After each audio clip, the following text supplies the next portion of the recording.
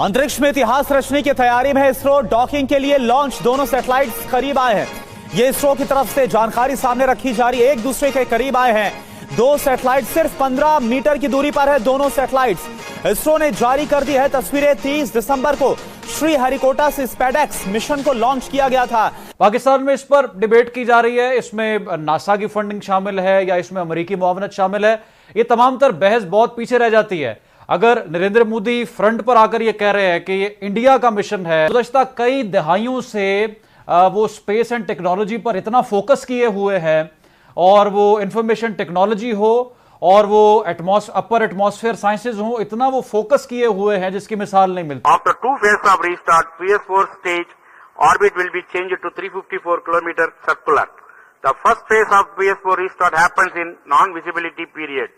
The second phase of... We must appreciate उनके space scientist हैं कि जिन्होंने इसको कम से कम लागत में और बड़ा, ये नरेंद्र मोदी ने एक बड़ा इंटरेस्टिंग एक ट्वीट किया और चांद पे इंडिया को पंडित ने पहुंचाया है, अमेरिका को चांद पे पादरी ने पहुंचाया है, उनके साइंसदानों ने पहुंचाया है, और पाकिस्तान के साइंसदान एक सुई नहीं बना सकते, ऐसे बदबख्त हैं। सवाल को कंप्लीट कर देता हूँ कि इसरो और देन पाकिस्तानी सुपार को तो हम थोड़ा सा कंपैरिजन करते हैं और फिर देखते हैं कि इसरो इतना कामयाब कैसे और हम इस वक्त अभी तक ज़मीन पर क्यों हैं। अच्छा, इसमें बहुत सारी I think there is a lack of perspective from a Pakistani audience. पास वक्त हम लोग खुद भी अपने आप को बेलिटल करते हैं।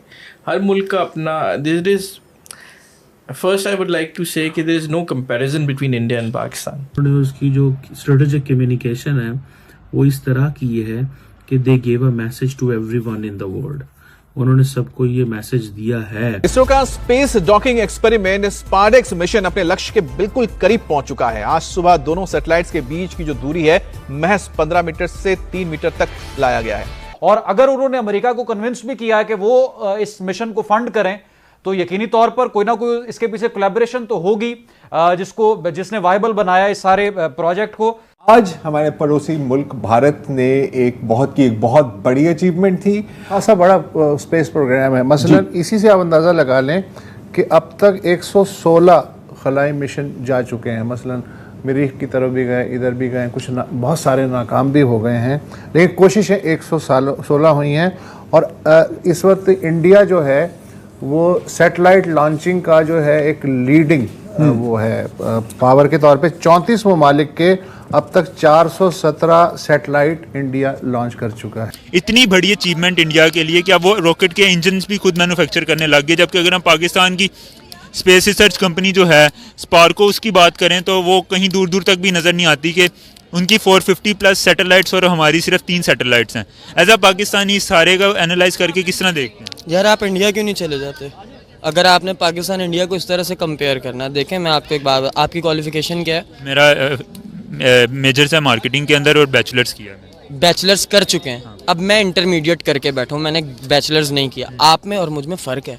आपने अपनी स्टडीज़ को ज़्यादा टाइम दिया, आपने ज़्यादा पैसे स्पेंड किए हैं, आप मुझसे ज़्यादा क्वालिफाइड हैं, आप मुझसे ज़्यादा बाशऊर भी हो सकते हैं, आप मुझसे ज़्यादा एक्सपीरियंस्ड भी हो सकते हैं।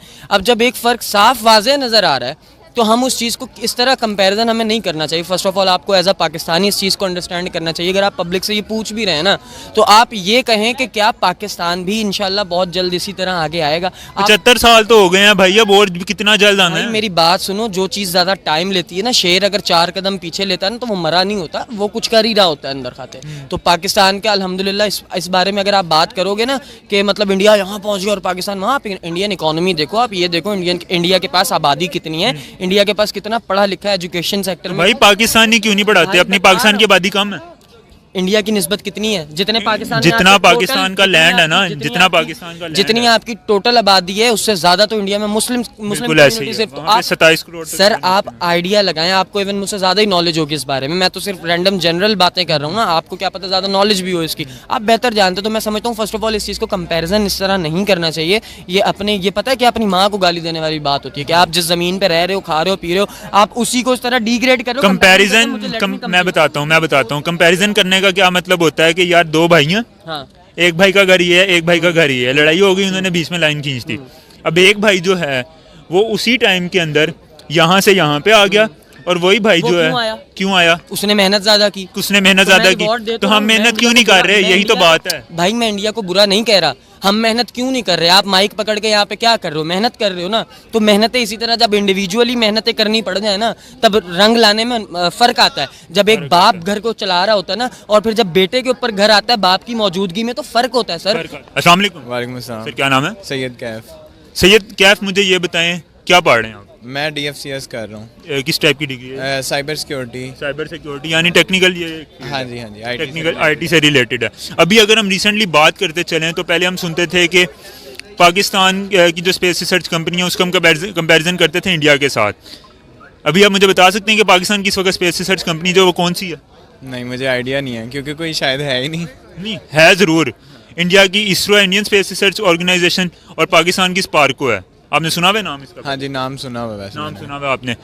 इंडिया की स्पेस रिसर्च कंपनी जो है वो डिफरेंट रॉकेट्स बनाती है, डिफरेंट मिसाइल्स बनाती है, लेकिन अभी रिसेंटली एक खबर सामने आई है, काफ़ी बड़ी डेवलपमेंट है कि इसरो ने उस स्पेस और रॉकेट का जो मिसाइल बनाते हैं LEV CE-20, ये उन्होंने खुद इंडिया में मैन्युफैक्चर किया है। यानी कि इंडिया का ये पहला फर्स्ट मैन्युफैक्चर्ड कह लें आपके इंजन है जो कि रॉकेट मिसाइल में लगेगा। क्या समझते हैं वैसा पाकिस्तानी? यार सबसे पहले उनका जो सारा स्ट्रक्चर है ना वो बहुत अच्छा है हमसे, यानी कि उनकी बेस ही बहुत अच्छी बनी हुई है, हमारी बेस नहीं है।